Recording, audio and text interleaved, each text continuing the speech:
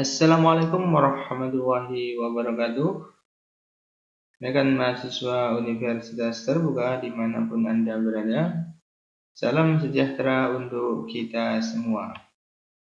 Alhamdulillah pada pekan ini kita sudah memasuki materi inisiasi yang ke-6.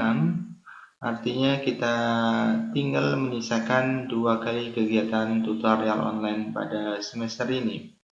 Oke. Pada materi yang ke-6 ini, kita akan berbincang tentang otonomi daerah dan isu-isu di dalam pelaksanaan otonomi daerah di Indonesia. Sebagaimana yang kalian sudah ketahui bersama bahwa otonomi daerah ini berkaitan dengan pelimpahan kewenangan kekuasaan yang diberikan oleh pusat kepada daerah untuk menyelenggarakan kegiatan pemerintahannya. Lantas, seperti apa definisi dari otonomi daerah dan kemudian bagaimana isu-isu dan dampak pelaksanaan otonomi daerah? Ya, ada 2 hal yang akan kita bahas. Pertama, berkaitan dengan dasar pengertian otonomi daerah, prinsip otonomi daerah dalam undang-undang. Kemudian yang kedua, isu-isu dan dampak dalam pelaksanaan otonomi daerah. Ya, pertama, tentang prinsip penyelenggaraan otonomi daerah dalam undang-undang. Penyelenggaraan otonomi daerah dilaksanakan dengan memperhatikan aspek demokrasi, keadilan, pemerataan, serta potensi dan keanekaragaman daerah.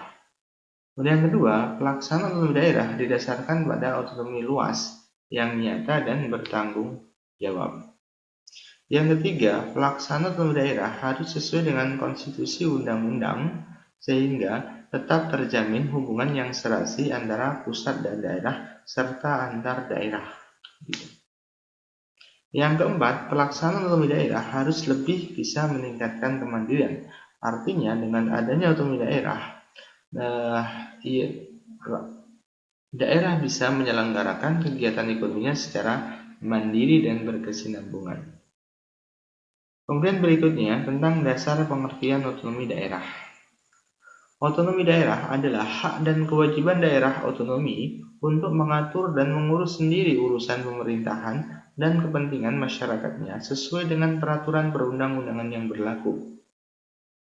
Pernah kita ada 2 hal dalam bentuk otonomi daerah. Kalau dulu dikenal dengan adanya sentralisasi dan yang kedua ada desentralisasi.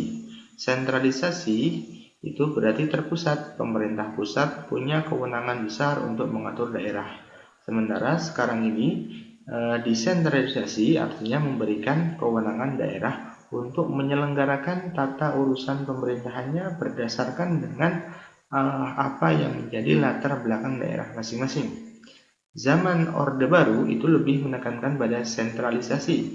Setelah reformasi 1998, kemudian desentralisasi menjadi pelimpahan wewenang kekuasaan pemerintah pusat kepada daerah agar terjadi pemerataan pembangunan. Oke. Baik, bagaimana proses pembentukan daerah itu? Ada 3 syarat utama di dalam pembentukan daerah. Yang pertama ada syarat administratif, adanya persetujuan dari DPRD hingga Menteri Dalam Negeri. Kemudian ada syarat teknis, faktor kemampuan ekonomi dan lain. Kemudian yang 5, syarat fisik kewilayahan dengan minimal memiliki 5 kabupaten kota untuk provinsi. Ya. Memiliki lokasi calon ibu kota, sarana dan prasarana pemerintahan. Artinya ada 2, secara umum ada 2, syarat administratif, kemudian syarat teknis dan syarat fisik itu terpenuhi dengan baik. Berikutnya, bagaimana hubungan antara pusat dan daerah dan hubungan antar daerah? Nah, dalam Undang-Undang Otonomi Daerah dinyatakan bahwa dalam provinsi dan daerah kabupaten kota tidak lagi mempunyai hubungan hierarki. Karenanya, masing-masing daerah secara otonom mempunyai wewenang untuk merencanakan, melaksanakan, mengawasi pembangunan di daerahnya. Ya. Next. Lantas, bagaimana isu-isu pelaksana dan dampak penyelenggaraan otonomi daerah? Ada 2 dampak, secara umum ada dampak positif dan ada dampak negatif. Dampak positif otonomi daerah tentu pertama, perkembangan proses demokrasi bisa dilaksanakan. Kemudian yang kedua, partisipasi aktif masyarakat bisa dilibatkan. Yang ketiga, memunculkan kreativitas dan inovasi daerah dalam mengembangkan pembangunan daerahnya. Keempat, meningkatkan gairah birokrasi pemerintahan daerah. Ya. Kemudian dampak negatifnya begitu ya. Oke, dampak negatifnya. Dampak negatif adalah keinginan bagi daerah otonom untuk meningkatkan penghasilan daerah yang berlebihan yang dikhawatirkan akan menimbulkan dampak ekonomi biaya tinggi, tidak transparan dan tidak akuntabel. Kemudian kemungkinan memunculkan konflik kepentingan antar daerah, antar pusat dan antar daerah. Yang ketiga, meningkatkan politik uang dalam pilkada. Sebagaimana kita ketahui, ongkos pilkada sangat besar sekali dan ini meningkatkan terjadinya money politik. Yang terjadi adalah adanya pemerintahan atau kekuasaan yang hanya berkutar pada segelintir orang saja, seperti di Banten dan beberapa daerah lain. Dari orang tua, dari bapak turun ke anak dan anggota keluarga yang ada di dalamnya. Ini adalah salah satu bentuk pemerintahan yang terpusat pada keluarga. Jadi dampak negatifnya salah satunya adalah tidak adanya sirkulasi pemerintahan. Oke. Yang keempat, meningkatnya kasus korupsi kepala daerah dikarenakan penyalahgunaan wewenang kekuasaan.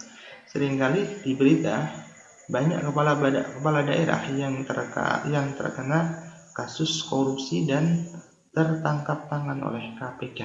Ini menunjukkan bahwa penyelenggaraan otonomi daerah dengan menjadikan pemilu kepala daerah secara langsung menimbulkan korupsi, kolusi, nepotisme yang semakin mengakar di beberapa daerah. Ya. Kemudian yang keempat, memunculkan egoisme kedaerahan yang sempit dan menjurus pada eksklusivisme atau ya ketertutupan daerah dan yang berlebihan. Oke. Nah, terima kasih. Demikian sedikit pengantar di sesi materi yang ke-6. Untuk lebih lanjutnya silahkan kalian baca di dalam buku materi pokok di halaman 6.1 sampai 6.88.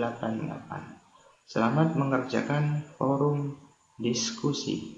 Terima kasih. Wassalamualaikum warahmatullahi wabarakatuh.